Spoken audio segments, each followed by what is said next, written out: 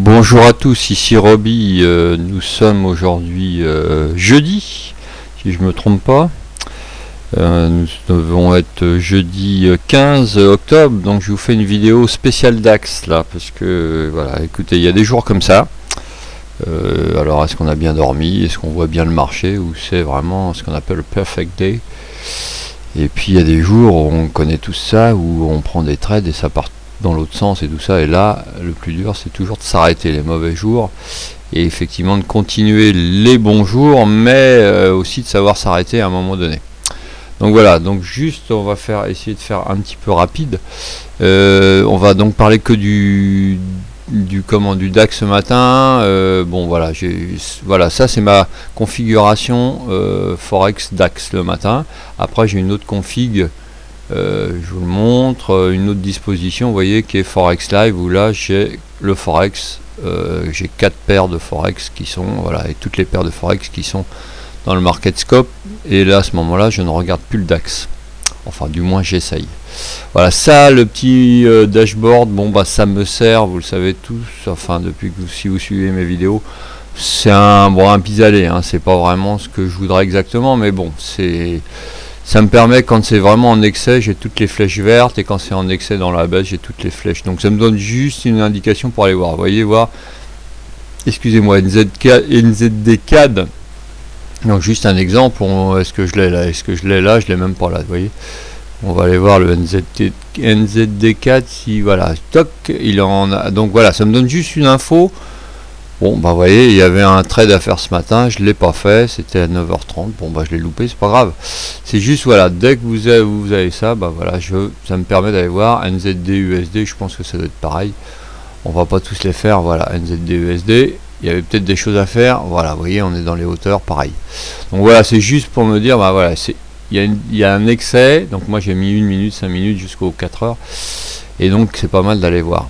Avant je le prenais dans le sens, et puis je me suis aperçu que c'était une erreur. Quand tout était dans la même couleur, c'est effectivement qu'il fallait jouer le reverse. Donc revenons à notre cher DAX. Donc voilà, quand je suis en DAX, donc je me mets à droite en 15 minutes, à gauche en 5 minutes, voire en 1 minute entre 8h et 9h. Et après, voilà, sur la file de gauche, je vais mettre les trades en cours, enfin sur la, et là les trades réalisés. Voilà, après chacun fait comme il veut, évidemment.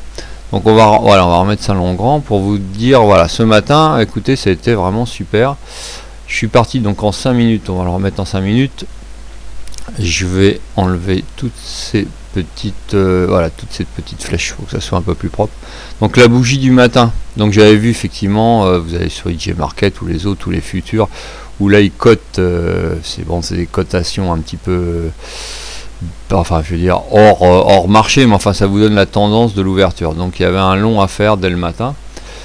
Attendez, je vais quand même le remarquer, parce que le remettre parce que je me souviens plus ce que j'avais fait. Ah oui, c'est vrai, autant pour moi. Voilà, on va se mettre.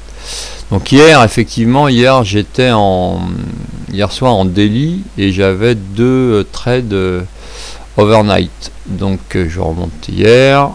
Ok, donc il y en avait un qui était parti, voilà, sur la à 9000, je crois 910, un tout petit peu en dessous de la Kijun Daily, et puis j'avais pris un autre dans les hauteurs avec le 15 minutes, si je me souviens bien d'hier. Voilà, ici, vous voyez, 15 minutes. Et donc ici, il n'y a pas la ligne matérialisée, mais on est sur la zone de la, voilà, tout le bas là, ça représente la zone de la Kijun Daily. Donc effectivement, si on cassait ça, voilà, moi je remets le DAX façon, voilà, si on cassait ça, on risquait d'aller plus bas, surtout qu'en weekly, c'est ça qui est un petit peu ce que j'ai dit ce matin sur Twitter, j'ai plein de frames contradictoires. Donc faites attention, faites attention. En weekly, je suis pas bulle, vous voyez, il y a le nuage, il y a tout, donc je militerai en weekly pour redescendre. Il y a une petite descente, mais ça a l'air de bien résister. Bon, mensuel, on l'a déjà vu, mensuel pour moi, il n'y a pas de problème, c'est toujours bulle jusqu'à là, jusqu'à je crois que c'était 10 250 environ, hein, jusqu'à au moins, voilà, voire plus. Donc on redescend, donc weekly on l'a vu, en daily on l'a vu, donc à savoir que là il y a un croisement, hein, pour les fans d'Ichimoku, hein, encore une fois, si vous ne connaissez pas, ben vous allez voir, vous rapprocher de Cypressat ou de Kali, ils vous expliqueront ça. Mais moi la ligne que j'aime bien et que, enfin, qui me parle beaucoup, c'est la Shinku. Et donc voilà, ça me dérange un peu. Quand elle sera passée, qu'elle aura réussi à transpercer, à la limite, même plus que le nuage, vous voyez, occupez-vous vraiment de la Shinku. Ça c'est l'expérience qui parle, hein, les vrais purs Ichimoku, on va dire, enfin, bon, petit clin d'œil, vous savez pourquoi, pour les... Bref, vous diront, mais non, il faut regarder le nuage. Oui, on regarde le nuage, effectivement, mais quand il n'est pas droit, alors quand c'est un bel SSB bien droite comme ça, ok, mais quand c'est un petit peu fluctuant comme ça, il a peu d'efficacité. Par contre, la Shinku n'aime pas le trafic, donc voilà, donc vous voyez, en dessous de cette ligne là, et en plus ça correspond à une médiane de la fourchette. Donc 10 235, 240, faudra vérifier si on arrive dans ces zones là comment ça se passe. Donc on repart dans notre 15 minutes. Bon, après on peut aller voir en 8 heures. Tiens, par exemple en 8 heures, ben voilà, j'avais ça qui m'a conforté aussi. Vous voyez, tac. Alors effectivement 8 heures c'est pareil, on va me dire c'est pas professionnel, on m'a déjà dit ça dans le temps, moi je m'en fiche, je vais juste faire un petit le matin, on regarde un petit peu partout. Bon, ici on est passé au-dessus en 4 heures, hein, ce matin on a réussi à transpercer là, voilà, j'avais une limite donc 10 039, à 10 040, comme par hasard ça correspondait à notre Chikulinger du matin, cette ligne là. Voilà, vous voyez, il suffit de se balader un petit peu, voilà, de 1940 on était dans cette ligne là. Hein, le Kijun H4, on l'a cassé, voilà. Et puis ce matin je vous avais dit, moi j'ai débouclé mes premiers trades là dans cette zone, voilà, 28, même un tout petit peu avant, vous voyez, ici là, moi j'ai débouclé un petit peu avant puisque c'était en TP, j'étais pas là.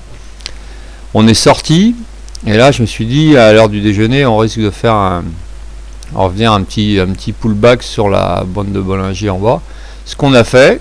J'ai réussi à faire 7 points et puis j'ai repris quelques points là juste pile poil et vous voyez j'ai fait 21 et 1,5 avec un vieux, voilà, avec le solde d'un autre que je n'avais pas clôturé. Donc voilà, donc servez-vous de la Shinku. Voilà, là on est en 15 minutes, on va pas parler 5 minutes, bon 5 minutes, 1 minute le matin pour vraiment les scalpers hyper fous et voilà, dont je fais partie. Mais si vous voulez pas vous embêter avec ça, alors autre chose, je ne l'ai pas matérialisé sur celui-là, autant pour moi, puisque c'est le graphe normalement mensuel. Voilà, on va le regarder sur celui-là. Voilà, vous voyez, j'ai rajouté moi aussi des petites... est-ce que je l'ai sur ce graphe-là, le 5 minutes? Oui. C'est peut-être la 5 minutes, celle-là, non? Oui, elle est en dessous. Voilà. 15 minutes et celle-là c'est la 5 minutes, voilà. Et donc j'aime bien m'en servir dans les petites frames le matin. Donc vous voyez, on a fait l'accélération, en plus on a démarré pile poil dessus, on a transpercé la 25 et après bon voilà. Et on est revenu toucher une fois, en plus la Kijun plus les deux MM qui étaient en dessous, voilà, on est toujours dedans, hein. Enfin moi je suis plus dedans, mais et puis tiens, comme par hasard, tout en haut, vers la résistance, là, 9113, et ben, on a une BB H2. Vous voyez, pour les amateurs d'intraday qui sont encore dedans, hein, ça va peut-être avoir, surtout, alors faites attention parce que le S&P, lui, voilà, lui, il a touché. Voilà, il a touché sa première BBH2, donc il peut y avoir, enfin là, voilà, il se balade entre BBH2 et la MVA 35 sur le S&P. Si je dis pas de bêtises, 35, c'est ça. Donc voilà, c'est des petits trucs, les indicateurs, voilà, hein, ça j'ai donc voilà sur le DAX. Donc il y a un avis que vous mettez, un biais que vous essayez de tenir, enfin que vous essayez d'avoir sur la totalité, donc avec les grosses zones, on va dire, en bas, en haut, et après vous réduisez. Mais je crois que tout le monde fait ça dans toutes les, voilà. Après il faut reconnaître que c'est le timing, parce que généralement, bon, quand on connaît un peu la bourse, que ce soit avec tous nos collègues Adam, Cypressat, Rod, Kali, voilà, on a à peu près tous les mêmes zones. Après, je reconnais, c'est le timing, pas partir trop tôt, partir au bon moment, le bon point. Et puis encore une fois, bon là j'ai eu de la chance ce matin parce que je suis comme tout le monde, hein. J'ai pas fait une seule boulette, mais ça m'arrive effectivement de faire des boulettes, donc j'ai aucun état d'âme à couper, hein. Vous voyez, si j'étais encore dedans, on repasse dessous. Voir la Kijun, bah je coupe, hein. Quitte à perdre 10 points, 20 points, c'est pas grave. Donc c'est pour ça que c'est important au départ, évidemment, la première heure de 8 à 9, si vous tradez, d'engranger pas mal de points. Après, si vous voulez être plus sécurite, effectivement, comme le dit Rodolphe souvent, attendez 9h15, 9h20. Vous voyez, là on est à 9h20. Bon, il y avait la descente à 9960, je crois qu'Adam l'avait donné sur sa vidéo. Vous voyez, donc ça recoupait, voilà, et on repartait. Voilà. Donc après, voilà, chacun fait en fonction de son profil. Moi, encore une fois, tant qu'on n'a pas cassé ça, je suis toujours bulle, hein. Bon, il y a encore des gens qui vont m'envoyer des vannes. Bulle jusque là, jusqu'à 10 250. On verra après. Si par contre ça casse, aucun état d'âme, on file en dessous, voir l'autre, mais il faudra quand même surveiller. Voilà, même en mensuel, ça marche aussi le Chikullinger, hein. Vous voyez, pour les vraiment, alors là on va dire ce que je ne suis pas. Mais regardez, quelqu'un qui serait rentré là, ça doit correspondre à peu près là. Voilà, alors là c'est pour les longs termistes. Bah, ils peuvent s'en servir, hein, du Chikullinger. Ils sont là, ils sont rentrés à 7000 et quelques, alors je sais plus quand, hein, en 2012, vous voyez. Et bah ils sont toujours dedans. Bon, bah, voilà, donc moi je regarderai ça, hein. Je regarderai ça toutes les semaines, je le fais pas tous les jours, mais toutes les semaines je regarde où on en est, sauf s'il y a une grande chute, je regarderai où on en est. Si ça passe à l'intérieur, bah je serai peut-être plus aussi bulle. Si on passe en dessous, je serai plus aussi bulle. Comme par hasard, je suppose, on va juste terminer avec ça. L'habitude me fait que si on passe en dessous, voilà, imaginez que voilà, ça arrive, on est au mois d'octobre, ça arrive au mois de novembre. Au mois de novembre, vous voyez la cassure, si elle arrive, elle se fera là, à 9350, à peu près. Et en plus, ça serait l'endroit au mois de novembre où le Shinku rentrera à l'intérieur des... Mais là, on est en mensuel. Je vous donne ça pour les long-termistes, hein, chose que je ne suis pas, mais encore une fois, je m'en sers aussi pour le scalping. Bon, allez, j'étais un petit peu long comme d'habitude.